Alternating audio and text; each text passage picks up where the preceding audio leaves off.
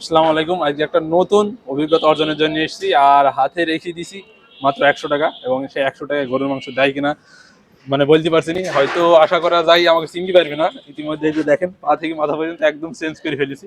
তারপরেও দেখা যাক চ্যালেঞ্জটা পূরণ করতে পারি কিনা।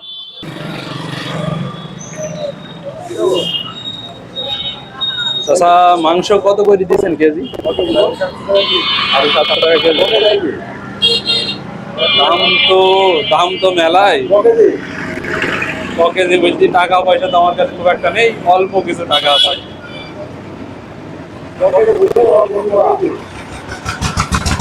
750 টাকা কেজি। ও, নেবো তো, আমার কাছে আছে অল্প কিছু টাকা। হবে না? 100 টাকা আছে, 100 টাকা গরু গোশ হবে না।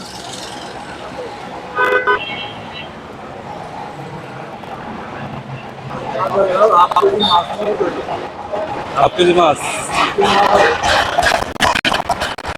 আপনার কাছে তো ওজন দেওয়া তো দাঁড়িয়ে আছেই, একটু কেটে কেটে দেওয়া যাবে না? এখন গরু গোশত মনে করেন মেলা দাম, আমি তো বুঝতেই পারছি, কিন্তু এখানটা তো মনে করেন কিনে তো খাইতে পারিনি সবসময়। হাতে 100 টাকায় আছে মনে করেন।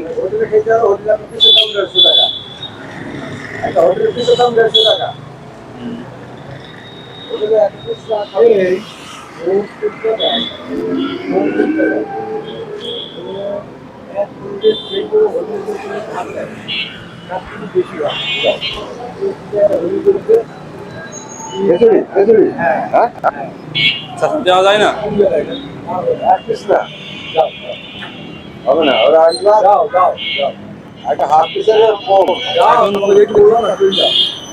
আমরা তো মনে করেন গরিব মানুষ, কিনতে পারিনি বোঝেন। ওই কুরবানি ছাড়া তো আর খাওয়া হয় না, কিন্তু খেতে তো মন চাই, কি করবো বলেন। আমার কাছে নেই সেরকম টাকা তো।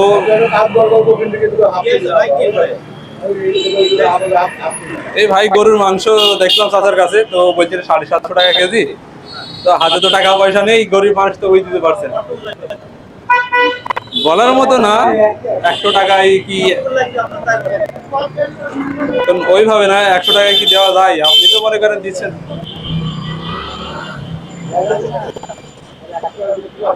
আপনি এক পিস কি হবে না বোঝেন, এই এই আর কি। ওজন দেখুন, আপনার তো মিটার আছে।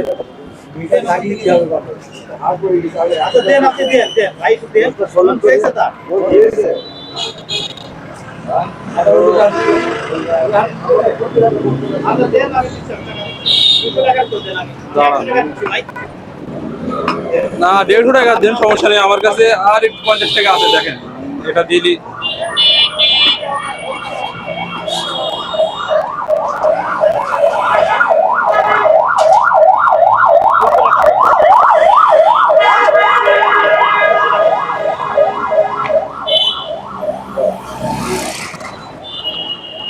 টাকা নাই? না, আর টাকা নেই। বাড়ি কোথায়? বাড়ি এই তো এখানে। 150 টাকা আছে, 150 টাকা। বাড়ি কোথায়? বাড়ি মেহেরপুরে।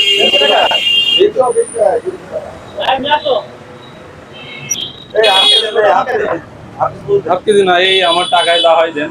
এখন আমার কাছে তো নেই, কি বললে বলেন। না না ভাই, আপনি দিচ্ছেন কেন বলেন।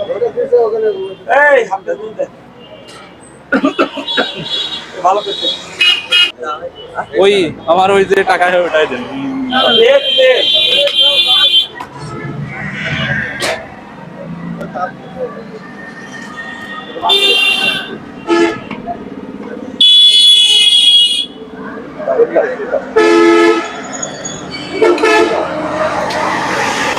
এখন মনে করেন তো আমাদের মতো মানুষ অনেকেরই তো খেতে মন চাই, কিন্তু আমরা তো সেই কোরবানি ছাড়া তো আর কিনতে পারিনি বোঝেন।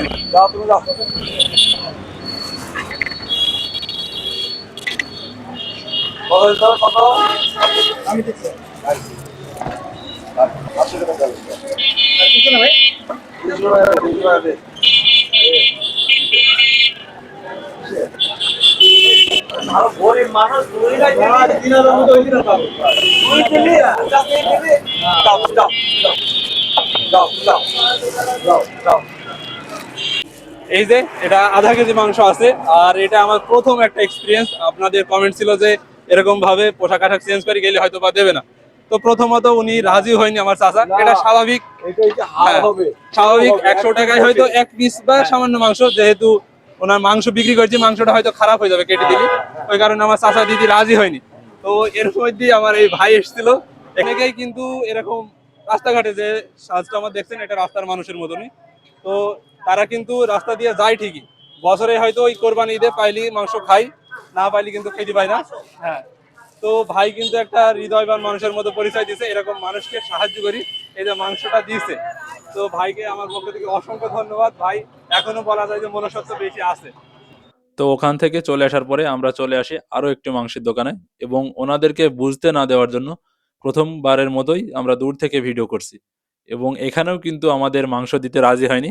পরবর্তীতে পাশে দাঁড়িয়ে থাকা একটা ভাইয়ের কথা অনুযায়ী উনি বলার পরে তারপরে মাংস দিতে রাজি হয়, এবং এখান থেকেও আমরা 160 টাকা দিয়ে আধা কেজি মাংস নিতে পেরেছিলাম। তো এসেছিলাম খুব সকালবেলাতে, আর বেশ কয়েক জায়গায় যাওয়া হয়েছে, তার মধ্যেই মনে করেন ভিডিওটা একদম ন্যাচারাল রাখার চেষ্টা করছি। এখানে কোনো সাজানো গোছানোর কোনো কিচ্ছু নেই, যার কারণে ভয়েস গুলো আপনারা পাচ্ছেন না সরাসরি।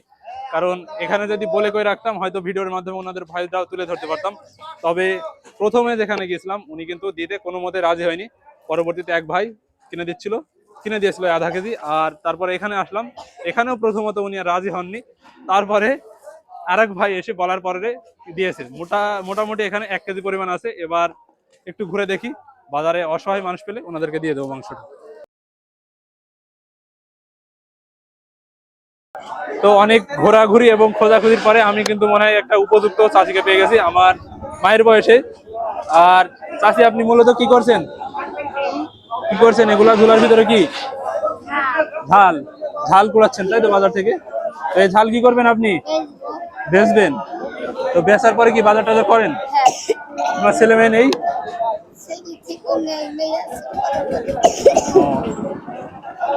তো ওনার ছেলে আছে বলছে, তারপরে হয়তো ওনাকে দেখে না। তো যাক, আমার মনে হয় আমি একদম উপযুক্ত মানুষকে পেয়েছি এবং দেওয়ার জন্য একদম ঠিক জায়গাতে এসেছি। আর এখানে ওই ওনাদের থেকে দেওয়ার প্রায় 750 টাকার মতো মাংস রয়েছে। আর এই আমার মনে হয় চাচিকে দেওয়াটা ঠিক হবে। চাচি নেন, এই যে এখানে গরুর মাংস আছে। আপনি খুশি তো?